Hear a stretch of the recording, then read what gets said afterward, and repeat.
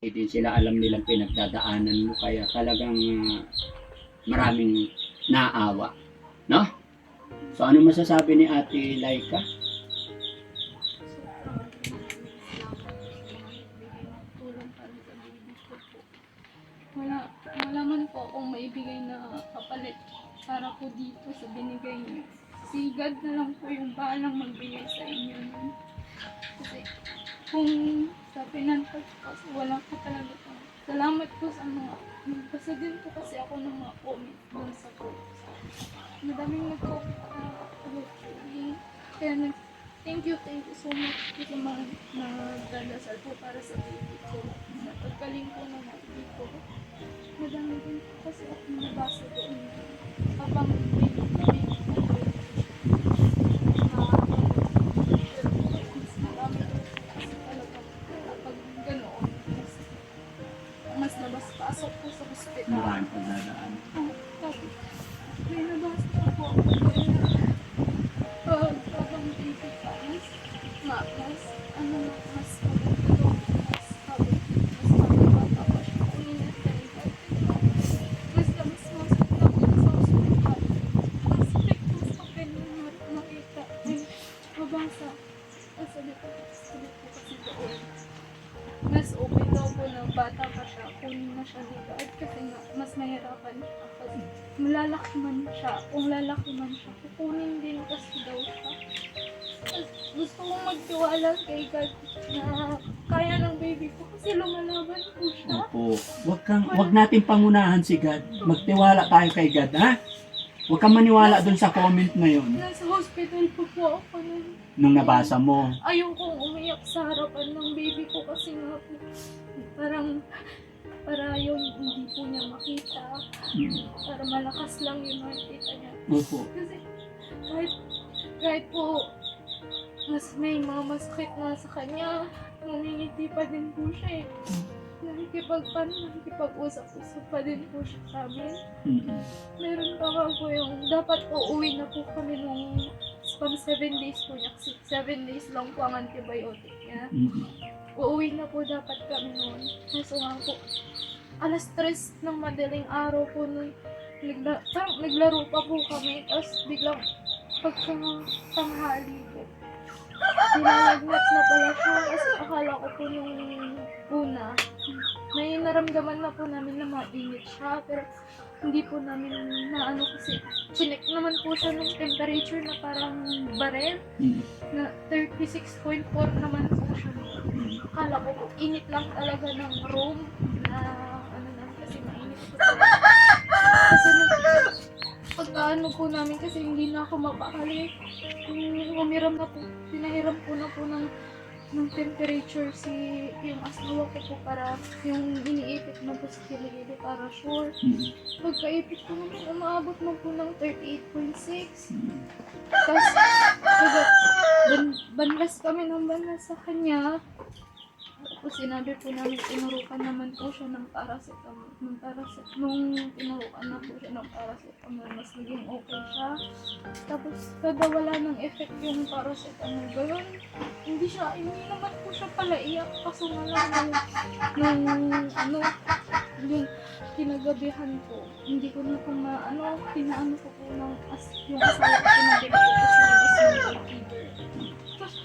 Pag habang nasa labas po siya, iyak na iyak sa akin.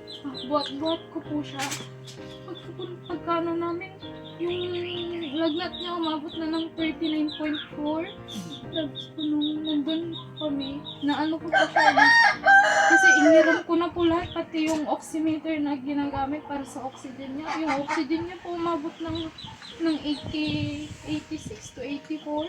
Tapos nung tinukbok ko po siya sa kasi ang normal lang daw po nun hanggang 94 to 95. Tinukbok ko po siya sa nurse station. Yung kamay niya po gumanon na. Napaypay na po yung kamay niya nung tinukbok ko sa nurse station. Tapos ko po doon bigla siyang umiyak. Tapos nung po, sabi, inaksan din po siya agad. Tinurukan po ng paracetamol. Tapos nakita ko po yung doktor na lumabas. Yun, tinawag po agad. Sabi ko, tawagin mo yung doktor na asawa ko. Kasi nga po, yung baby ko, parang wala nang lakas. Nung tinawag po namin yun, inasikaso po naging okay naman po siya. Tapos pinakamagahan po nun. Mas naging relax na po siya nung oxygen. At saka lang po yung oxygen, kinatanggal niya kasi nga ako, na-irita po siguro siya. Tapos po, pinakamagahan, awa lang po siya, okay na po. Laban lang ha. Huwag mo intindihin yung mga hindi magandang comments. Ang intindihin mo, yung pamilya mo, yung mga taong nagpadala sa'yo, yung mga taong nagmamahal sa'yo. Walang sino man pwedeng magdikta sa atin, kundi si God lamang, no? Laban nga lang. Alam mo, maraming humahanga sa'yo sa tatag mo, sa tibay mo. Kaya huwag kang magpapatalo, ha?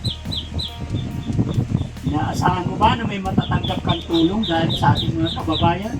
Akala ko po talaga prayers yung mas na ano. Pero nung napanood ko po yung sarili ko video, parang pag ina ka talaga mararamdaman mo siya. Pag magulang ka, walang hindi gagawin ng ina para sa iyo. No? Laban lang tayo. No? Laban lang. Maraming sumusuporta sa inyo ni Ate Dangdang. Maraming nagmamahal sa iyo. Sadyang may kanya-kanyang kapalaran lang tayo. Ha? Kumusta naman ang asawa mo? Nasaan siya? Pagkatapos ko set up tao, rush na po doon sa Ilang, basta laban lang. Hanggat kaya ng Team Daddy Frankie, andito lang kami. Ha?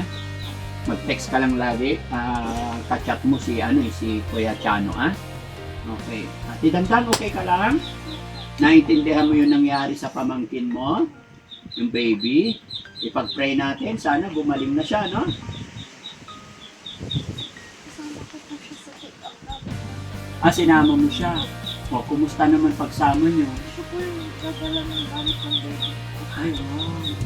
Madami nga po nagtatanong sa amin po. Nagtatanong ko, ito yung nasa body counting. Ito si Charmaine. Oo. Po alas lahat po namin. Nagpapakita ko niya sila. Oo. Walang imposible kay God, no? Bago ako tumating dito, first time kong makilala si Ate Charmaine. Talagang kung iisipin mo, napakahirap. Pero kami po ay nagtitiwala lang din sa Panginoon. Pero tingnan mo nangyari. No? Kaya ikaw, mas lalo na ikaw, para sa anak mo, labanan mo pa. Sipin mo na lang hindi ka kilala ng mga tao pero napakalaking tulong pinadala nila sa'yo.